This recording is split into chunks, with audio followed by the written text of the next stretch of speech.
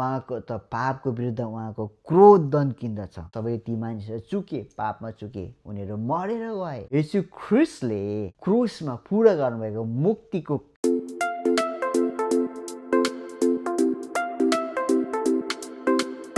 सबैजनालाई जय मसी। फेरि पनि म तपाईँहरूलाई गस्पल रिफ्लेक्ट च्यानलमा स्वागत गर्दछु। अनि यो हप्ता पनि फेरि म तपाईँहरूको माझमा छोटो भिडियोलाई लिएर आएको छु र यो हप्ताको टपिक चाहिँ रहेको छ बाइबल के हो अथवा बाइबल भनेको के हो भन्ने कुरालाई लिएर म आएको छु।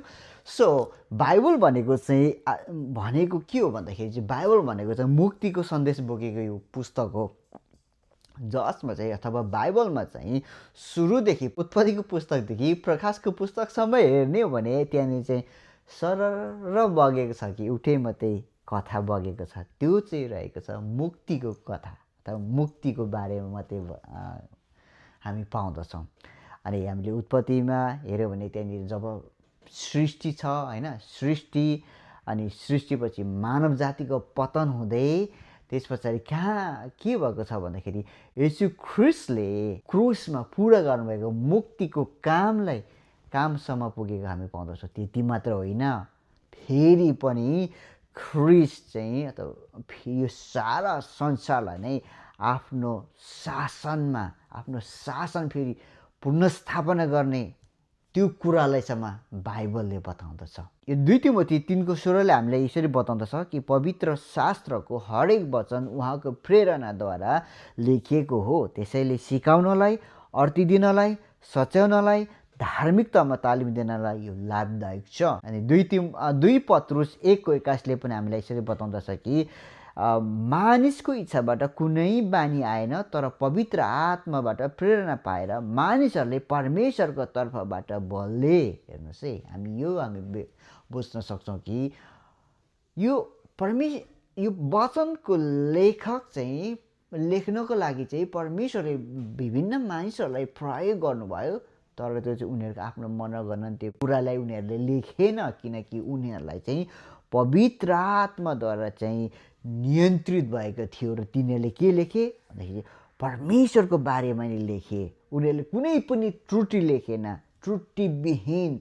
अनि त्यसैले हामी भन्न सक्छौँ कि यो वचन चाहिँ परमेश्वरको प्रेरणाबाट भएको यो त्रुटिरहित, आधिकारिक र पर्याप्त छ। यो वचन चाहिँ अथवा बाइबल चाहिँ यसको लेखक चाहिँ विभिन्न मानिसहरू भए तापनि अल्टिमेट लेखक चाहिँ हेरे अन्ततगतको लेखक चाहिँ परमेश्वर आफै नै हुनुहुन्छ। अनि बाइबलमा हामी हेर्ने हो भने विभिन्न कुराहरू भएको हामी पाउँदछौँ। त्यहाँनिर विभिन्न पात्रहरूलाई परमेश्वरले प्रयोग गर्नुभएको हामी पाउँदछौँ। जस्तै नोवा अब्राहमदेखि हुँदै हुँदै मोसा, दाउद, सोलोमन हुँदै होइन विभिन्न मानिसहरूले प्रयोग गर्नुभएको हामी पाउँदछौँ। तर ती मानिसहरू के भए? सबै ती मानिसहरू चुके, पापमा चुके, उनीहरू मरेर गए। तर त्यहाँनिर बाइबलको मुख्य केन्द्रमा एकजना यस्तो पात्र हुनुहुन्छ जो चाहिँ पवित्र हुनुहुन्छ, पापरहित हुनुहुन्छ र उहाँ नै हो आज बाइबलको मुख्य केन्द्र। उहाँ को हुनुहुन्छ भन्दाखेरि चाहिँ येशू ख्रिस्ट नै हुनुहुन्छ। हो, येशू ख्रिस्ट नै हो भन्ने कुरा चाहिँ के छ त? कहाँबाट हामी पाउँदछौँ भन्दाखेरि चाहिँ हामीले हेर्यौँ भने लुकाको पुस्तक 24:44मा येशू ख्रिस्टले उहाँको पुनरुत्थानपछि अनि उहाँको चेलाहरू कहाँ देखा पर्नुभयो र येशू ख्रिस्टले उहाँको चेलाहरूलाई यसो भन्दै हुनुहुन्छ कि तिमीहरूसँग हुँदा मैले बोलेको वचनहरू यिनै हुन्, अर्थात् मूसाको व्यवस्था। हेर्नुहोस् है, मूसाको व्यवस्थाको पुस्तकले पनि ख्रिस्टको बारेमै बताइरहेको हामी पाउँदा रहेछ भन्ने कुरा हामी यहाँ त बुझ्न सक्दछौँ। अगमवक्ताको पुस्तकहरू जति पनि प्रोफेसीको पुस्तकहरू त्यसले पनि के भएको छ? ख्रिस्टकै बारेमा बोलेको रहेछ। र भजनका पुस्तकमा मेरो विषयमा लेखिएका सबै कुरा पुरा हुनैपर्छ। सो मूसाको व्यवस्थामा, अगमवक्ताको पुस्तकहरूमा अनि भजन सङ्ग्रहमा भनिसकेपछि त सबै, अनि यता नयाँ करारमा त येशू ख्रिस्टको बारेमा भइगयो। भनेपछि पुरानो करारदेखि नयाँ करारसम्मको मुख्य केन्द्र चाहिँ को हुँदछ? ख्रिस्ट हुँदछ। त्यसै कारणले गर्दा प्रिय मित्रहरू हो, हामीले जहिले पनि हामी चाहिँ प्रत्येक हप्ता चाहिँ ख्रिस्ट केन्द्रित प्रचार हामीले सुन्नुपर्छ, ख्रिस्ट केन्द्रित वचन हामीले सुन्नुपर्दछ, किनकि ख्रिस्टले मात्रै अझ उद्धार मुक्ति दिनुहुन्छ भन्ने कुरा बाइबलले पनि हामीलाई बताइरहेको छ होइन त? के भन्दाखेरि चाहिँ ख्रिसको बारेमा नै सबै बाइबल होल बाइबल नै ख्रिसको बारेमा लेखिएको हो भन्ने कुरा त हामीलाई लुका 24को 44 पदले हामीलाई बताउँदछ। र यो बाइबल चाहिँ परमेश्वरको बारेमा हो। अनि उहाँ को हुनुहुन्छ भन्दाखेरि उहाँ पवित्र सिद्ध धर्मी परमेश्वर हुनुहुन्छ। उहाँले पापलाई कहिले पनि माया गरेर राख्नु हुँदैन। उहाँले पापलाई त घृणा गर्नुहुँदछ। उहाँको त पापको विरुद्ध उहाँको क्रोध दन्किन्दछ होइन। तर पनि परमेश्वर चाहिँ के हुनुहुन्छ भन्दाखेरि पापी मानिसहरूप्रति चाहिँ अति अनुग्रही हुनुहुन्छ, कृपालु र दयालु अनि धैर्यवान पनि हुनुहुन्छ। हामी यो कुरा चाहिँ कहाँ देख्दछौँ भने जब उत्पत्ति 3 अध्यायको घटनालाई हामी हेऱ्यौँ भने त्यहाँनिर परमेश्वरले आदम र हव्वालाई त्यति बेला नै जब उनीहरूले पापमा फसे त्यति बेला नै परमेश्वरले प्रहार गरेर सिधाइदिनु सक्नुहुन्थ्यो नि होइन। तर पनि उहाँ के हुनुभयो, धैर्यवान हुनुभयो अनि कृपालु हुनुभयो, अनुग्रही हुनुभयो। परमेश्वर धैर्यवान पनि हुनुहुन्छ, कृपालु हुनुहुन्छ, अनुग्रही हुनुहुन्छ पापी मानिसहरूप्रति। त्यति मात्र होइन, वचनले आज हामीलाई बताउँछ कि परमेश्वर पराक्रमी, पवित्र, बुद्धिमानी र भलो परमेश्वर हुनुहुन्छ भनेर हामीलाई बताउँदछ। अनि त्यहाँनिर त्यति मात्र होइन, आज यो कुरा चाहिँ बाइबलले यो पनि बताउँदछ कि यसो ख्रिस्टमा चाहिँ परमेश्वरको न्याय र प्रेम मिलेर आज पापी मानिसहरूको लागि चाहिँ मुक्तिको काम चाहिँ आजभन्दा 2000 वर्ष पहिले क्रुसमा उहाँले पुरा गर्नुभएको हामी देख्दछौँ।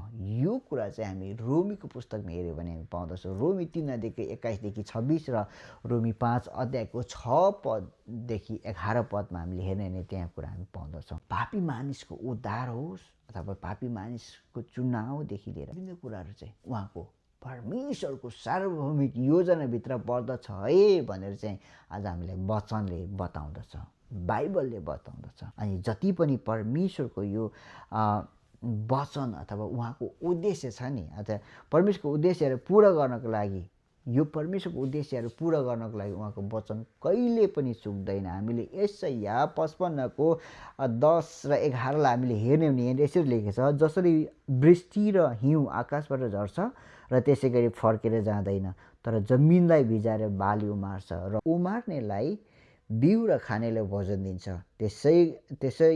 त्यसरी नै मेरो मुखबाट निस्केको मेरो वचन पनि हुनेछ। त्यो म कहाँ व्यर्थै फर्कने छैन, तर मैले इच्छा गरेको काम त्यसले पुरा गर्नेछ र जुन कामको निम्ति म त्यसलाई पठाउँछु त्यसमा त्यो सफल हुनेछ। हेर्नुहोस्, त्यसै कारणले गर्दा उहाँको उद्देश्य, उहाँको वचनको उद्देश्य चाहिँ कहिले पनि, उहाँको वचन कहिले पनि चुक्दैन। उहाँको उद्देश्यमा हामी यो देख्न सक्दछौँ। र त्यो उद्देश्यहरू चाहिँ के होला त, तपाईँहरूलाई प्रश्न होला। पहिलो नम्बर चाहिँ पापी मानिसलाई उद्धार गर्ने कार्य र ख्रिस्टमा भएकाहरूलाई चाहिँ पवित्र हुने कार्यहरू पर्दछन्, अथवा ख्रिस्टको स्वरूपमा बन्दै जाने कार्यहरू पर्दछ। त्यस कारण हामीले हेर्नु भने पहिलो पत्रुस 1:23देखि 25 अनि युहन्ना 17:17 र पहिलो तेस्सलोनिके 2:13मा हामी हेर्ने हो भने हामी यो कुरा पाउँदछौँ प्रिय मित्रहरू।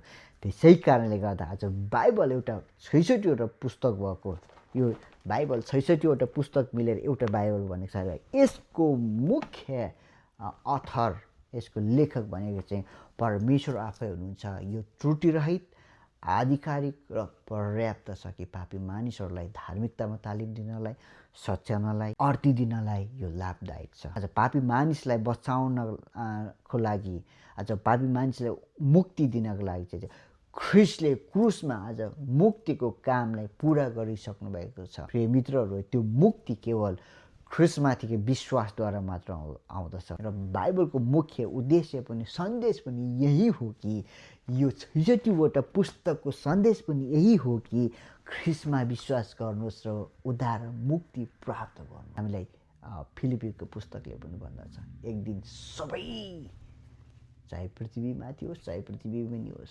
सबैजनाले उहाँको अगाडि घुँडा टेक्नु पर्दछ।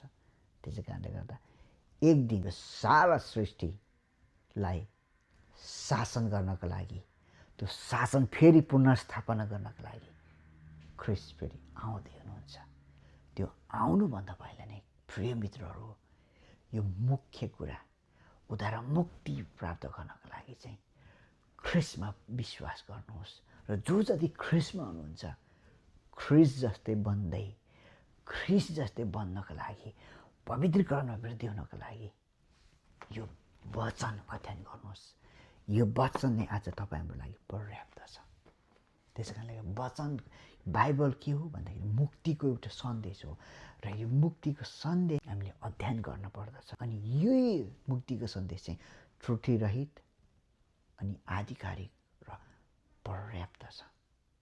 र त्यो मुक्ति दिनको लागि आज ख्रिस्टले आजभन्दा 2000 वर्ष पहिले नै त्यो मुक्तिको कामलाई पुरा गरिसक्नु भएको छ।